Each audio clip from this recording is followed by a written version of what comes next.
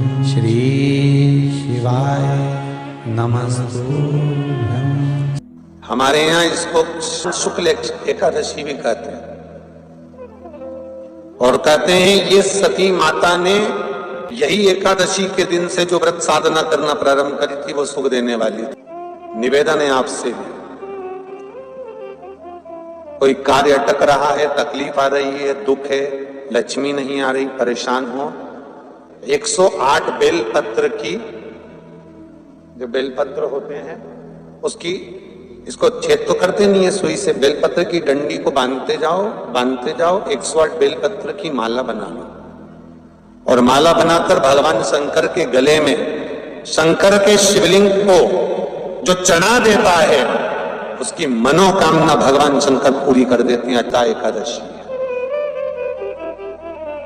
108 बेलपत्र की माला बनाकर शंकर भगवान को समर्पित करी जाती है।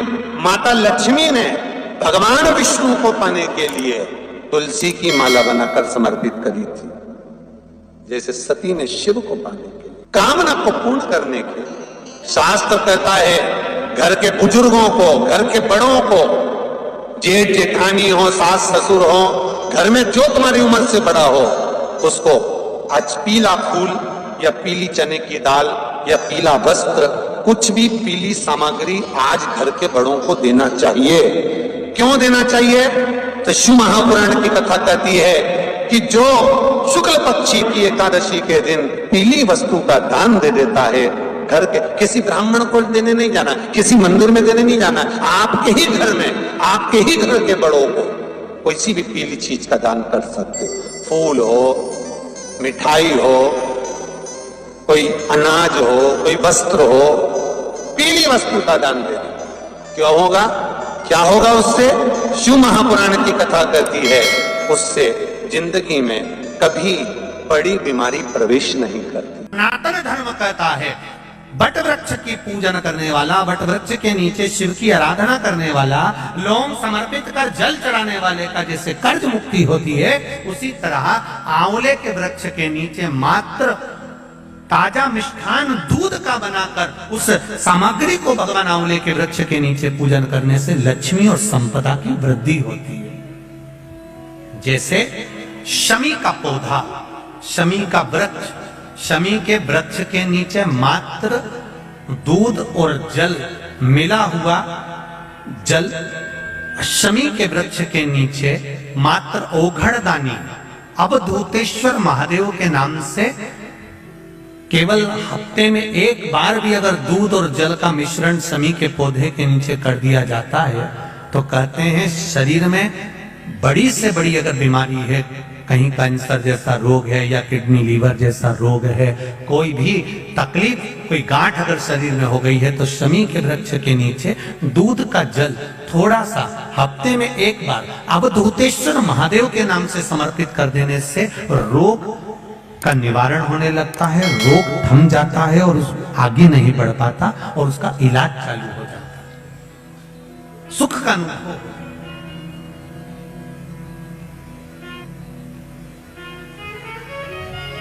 बस एक बात का स्मरण रहे आप, आंवले के वृक्ष के नीचे अगर कोई भोग लगाया गया है पा सकते हैं, पीपल के वृक्ष के नीचे कोई भोग लगाया है पा सकते हैं, बट वृक्ष के नीचे कोई भोग लगाया गया है पा सकते हैं। जिस वृक्ष के नीचे भोग लगाओगे पालोगे, पर शमी वृक्ष के नीचे का जो भोग लगाया गया है वो नहीं पाया जाता। शमी वृक्ष का जो प्रसाद है वो आपको वहीं छोड़ना पड़ता है। शमी वृक्ष का प्रसाद वहीं छोड़, खाली ना जाता कोई, खाली ना जाता कोई, दर से तुम्हारे मैं भी खड़ी हूँ नहीं बाहें पसारे, मैं भी खड़ा हूँ नहीं बाहें पसारे। अपन श्री शिवाय नमस्तुभ्यम। दर्शकों, विमला दुबे भक्ति चैनल में आप सभी का बहुत बहुत स्वागत है, अभिनंदन है। तो कल 31 जुलाई को कामिका एकादशी है, तो कामिका एकादशी के दिन क्या उपाय करना चाहिए, बल्कि हर एकादशी में क्या उपाय करनी चाहिए, ये जानकारी गुरु भगवान हम सभी को दे रहे हैं। और जो गुरु भगवान जी हमें बताते हैं, समझाते हैं, जो हम उनकी वीडियो देख के सीखते हैं, वही आप सभी को हम भी बताने और समझाने की पूरा प्रयत्न करते हैं। दर्शकों, गुरु भगवान बताते हैं कि सती माता ने यही एकादशी व्रत रखा था, और जब वो साधना कर रही थी, तो गुरु भगवान जी कहते हैं कि आपसे आग्रह है और आपसे निवेदन है कि ये एकादशी व्रत रहें, और 108 बेलपत्री का ये उपाय है। तो दर्शकों, गुरु भगवान जी कहते हैं कि बेलपत्री का 108 पत्ते का माला बनाएं, मगर पत्तों में छेद ना करके जो डंडी है उसमें गीठा लगाते कर आप जो है माला बनाएं और शिवलिंग पर चढ़ाएं। जहाँ शिवलिंग हो वहाँ पर अवश्य चढ़ाएं। तो दर्शकों, गुरु भगवान जी बताते हैं कि माता लक्ष्मी जी ने विष्णु भगवान को पाने के लिए तुलसी की माला समर्पित किया था जब ये एकादशी पड़ी थी। दर्शकों, कामना पूर्ति के लिए ये एकादशी रही जाती है, कामदा एकादशी। गुरु भगवान जी बताते हैं कि पीला कोई भी चीज़, चाहे वो चने की दाल हो, फूल हो, वस्त्र हो, अगर घर में जेठ जेठानी हो, सासू माँ हो, कोई बड़ा बुजुर्ग हो, उसको दान देने पे, उसको समर्पित करने पे, उसको देने से जो है बहुत पुण्य मिलता है। तो प्यारे दर्शकों, गुरु भगवान जी कहते हैं किसी पंडित को या किसी को ढूंढने की ज़रूरत नहीं है, घर में ही जो अपने बड़े बुजुर्ग हों उन्हीं को ये दान देने से पुण्य मिलता है। पीला वस्त्र हो, मिठाई हो या चने की दाल हो, जो भी यथाशक्ति हो वो आप उन्हें अपने बुजुर्गों को दान दें। अपने बुजुर्गों को ये दान देने से कभी भी बीमारी नहीं प्रवेश करेगी। और गुरु भगवान जी कहते हैं वट वृक्ष के नीचे पूजन करने से, गुरु भगवान जी कहते हैं कि वट वृक्ष के नीचे जल चढ़ा के, लौंग चढ़ाए, उस व्यक्ति का कुछ भी बुरा नहीं हो सकता। उसी तरह आंवले के वृक्ष के नीचे भी आप अगर पूजन करते हैं। दर्शकों, गुरु भगवान जी बताते हैं कि ताज़े दूध का मिठाई बनाकर आंवले के वृक्ष के नीचे चढ़ाने से लक्ष्मी की वृद्धि होती है। तो आप जब भी हो सके तो आप दूध का मिठाई बना करके और उसे आंवले के वृक्ष के नीचे चढ़ाएं। इससे धन संपदा और लक्ष्मी की कोई कभी कमी नहीं होती है।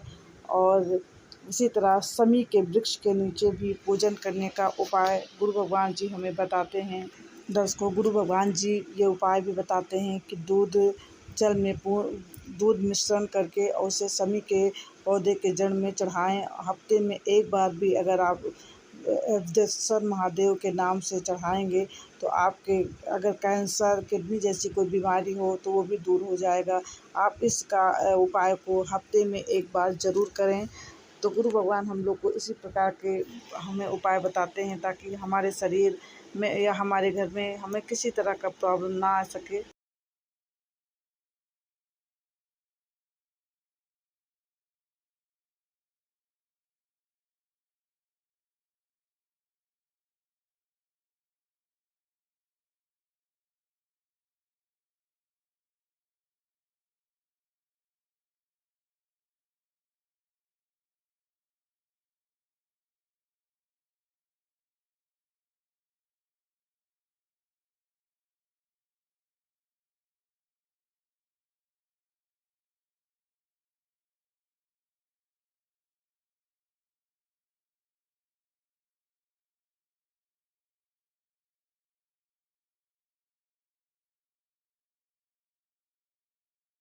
दर्शकों, गुरु भगवान जी बताते हैं कि वट वृक्ष के नीचे जो प्रसाद चढ़ाया जाता है उसको पाया जाता है। बेलपत्र के पेड़ के नीचे जो प्रसाद चढ़ाया जाता है उसको भी पा सकते हैं। आंवले के पेड़ वृक्ष के नीचे जो हम लोग प्रसाद चढ़ाते हैं उसको भी पा सकते हैं। पर जो समी पत्र के नीचे, पेड़ के जड़ के नीचे जो हम लोग पूजन करके प्रसाद चढ़ाते हैं उसको नहीं उठाना चाहिए, उसको वहीं पर छोड़ के आ जाना चाहिए। तो दर्शकों, आशा है आज का जो वीडियो है एकादशी का उपाय आप लोग को अच्छा लगा होगा और जो गुरु भगवान ने हम सभी को उपाय बताया, वो भी आप सभी को अच्छा लगा होगा। उनके बताए हुए उपाय को आप सभी को बताने की पूरा कोशिश करती हूँ, ध्यान से समझाने की कोशिश करती हूँ। आप लोग पूरा वीडियो ध्यान से देखें और जो न्यू हो वो चैनल को सब्सक्राइब करें, लाइक कमेंट ज़रूर करें। दर्शकों, ये आपका फ़र्ज़ है कि आप चैनल को सब्सक्राइब करें, लाइक कमेंट करें और बेल आइकन दबाना लोग बिल्कुल ना भूलें और कमेंट में श्री शिवाय नमस्तुभ्यम ज़रूर लिखें। दर्शकों, अब आपसे आज्ञा लेते हैं। नेक्स्ट वीडियो में आप सभी से फिर से मिलते हैं एक नई जानकारी के साथ। तब तक के लिए नमस्कार, प्रणाम।